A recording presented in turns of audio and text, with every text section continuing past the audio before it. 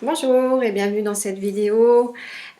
Cette vidéo qui a vocation à me présenter à vous de façon assez succincte, mais me semble-t-il importante, puisque lorsque l'on fait appel à un accompagnant, il y a une histoire de résonance qui se fait, et si on ne connaît pas la personne, alors ok, ça se passe sur un plan plus subtil aussi, hein, on ne sait pas pourquoi des fois on appelle telle personne que l'on connaît ni d'Ève ni d'Adam.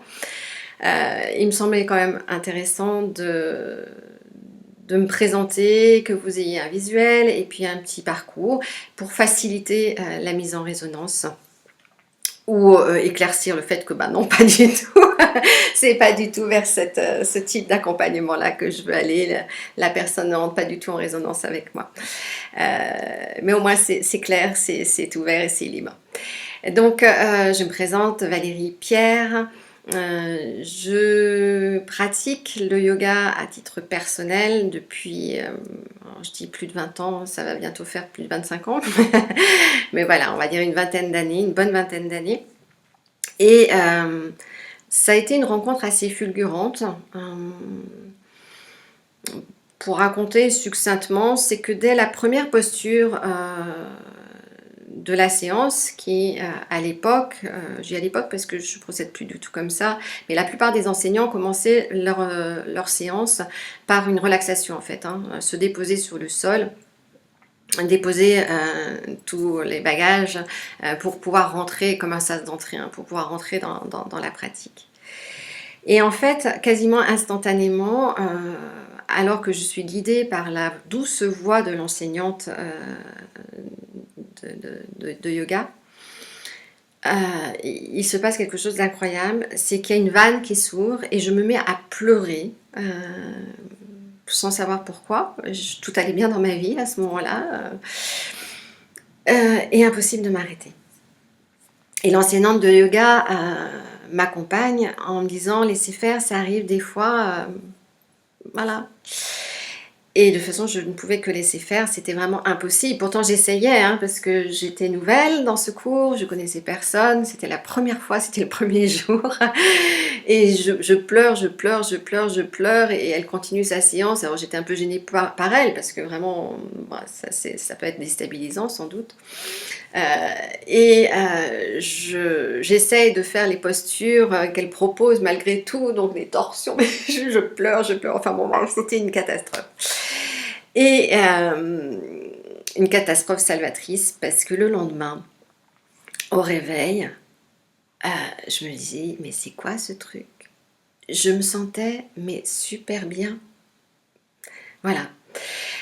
Ça c'est pour la petite histoire qui se prolonge parce que après j'ai découvert qu'en fait c'était la posture de Shavasana, dite la posture du mort, du cadavre, qui est une posture d'éveil dans des maîtres yogis de l'Inde, Ramana Maharshi, que j'ai eu la chance de rencontrer, enfin en tout cas qui s'est manifesté à moi dans sa présence, puisqu'il est mort en 1954, bien avant que je naisse.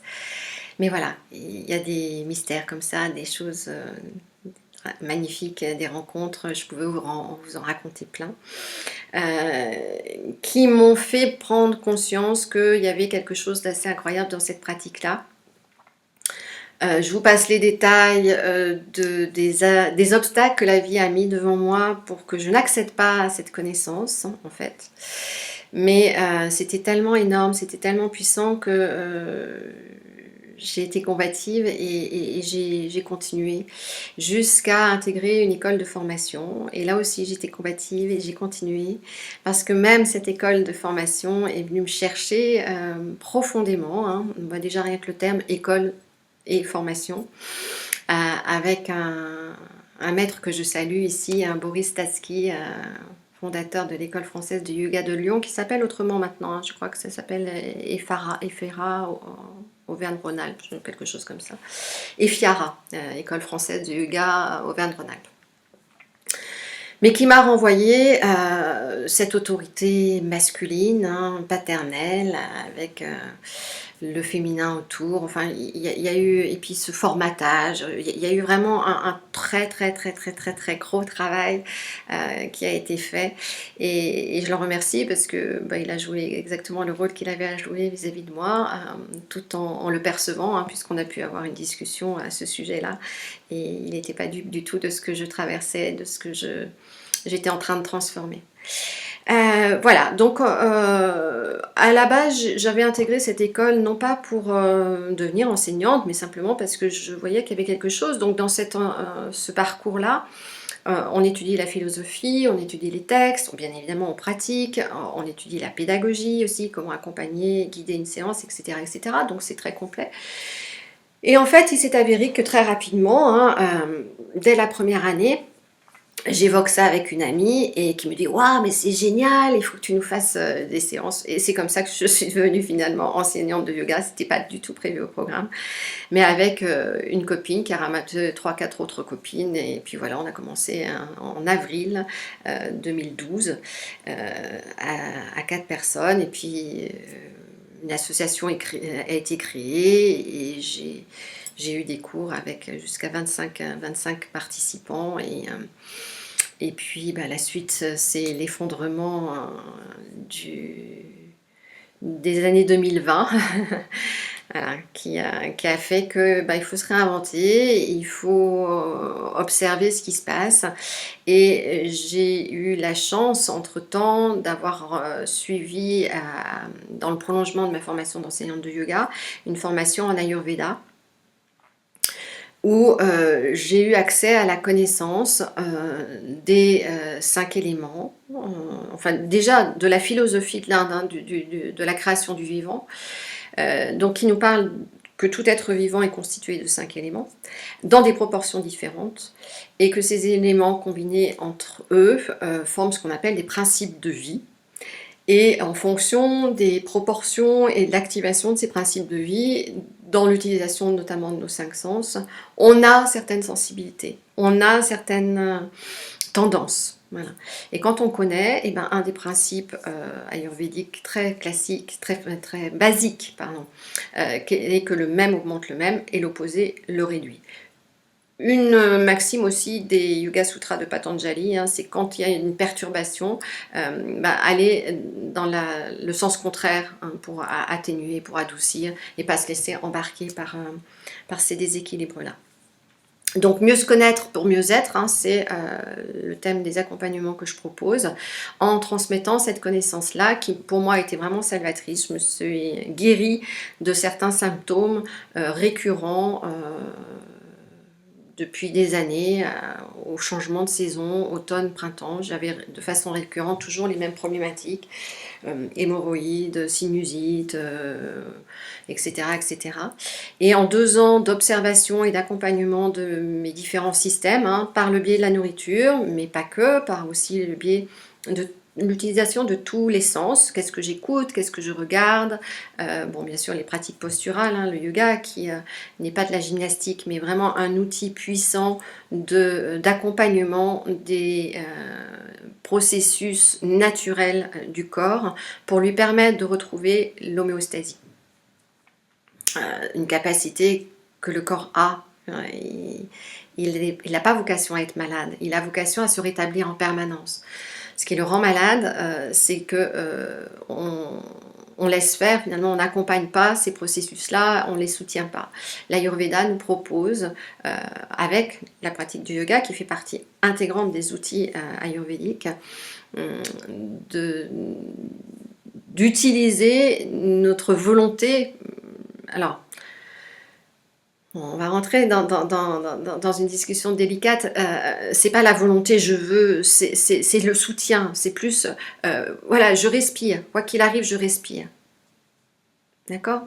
Ça se fait. Mais quand je suis sous le coup d'une émotion et que ça se bloque, soit je laisse faire, et ben parfois selon le choc, ça met plus ou moins de temps à se rétablir, soit volontairement, et pour pouvoir dépasser cette souffrance-là, parce que ça crée une souffrance, hein, quand il y a un choc émotionnel ou une peur, je viens volontairement remettre du mouvement, activer un processus naturel pour que la capacité d'homéostasie du corps se rétablisse de façon plus spontanée, plus facile. Voilà. Dans mon parcours, donc là j'ai parlé beaucoup yoga parce que c'est effectivement mon chemin d'initiation, c'est ce qui sous-tend quand même toute ma pratique et mon accompagnement.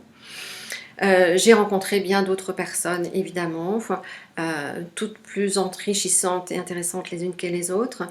Et la rencontre la plus récente, avec Franck Gilbert, qui a créé une technique de soin, RVF, résonance vibratoire fréquentielle, un soin métaphysique pour le vivant.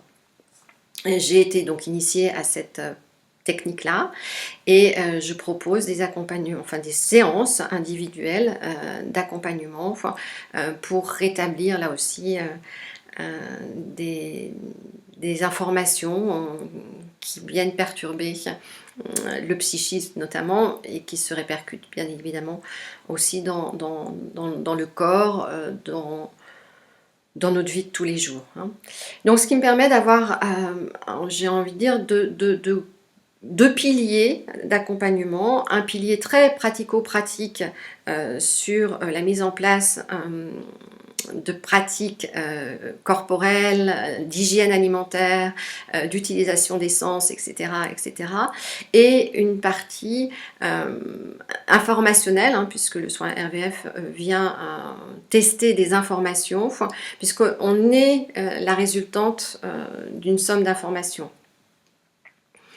Et les informations auxquelles on se relie, souvent de façon inconsciente, puisque le but de ce soin, de cette séance RVF, résonance vibratoire fréquentielle, c'est de tester ce que l'inconscient est OK de révéler à la conscience.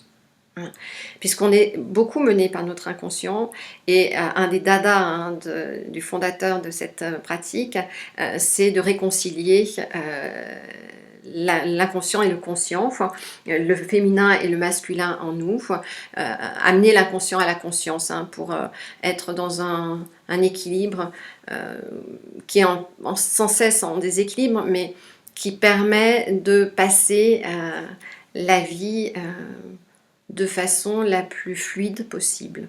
Voilà. Ça ne dispensera pas chacun des aléas et des vicissitudes de la vie, mais ça permet vraiment d'avoir une stabilité, une conscience qui permette à notre libre arbitre d'intervenir en fait, donc de ne plus subir les choses. Bon, même si parfois, et ça m'est arrivé encore dernièrement, on a cette sensation de non quoi, et on s'effondre et c'est ok.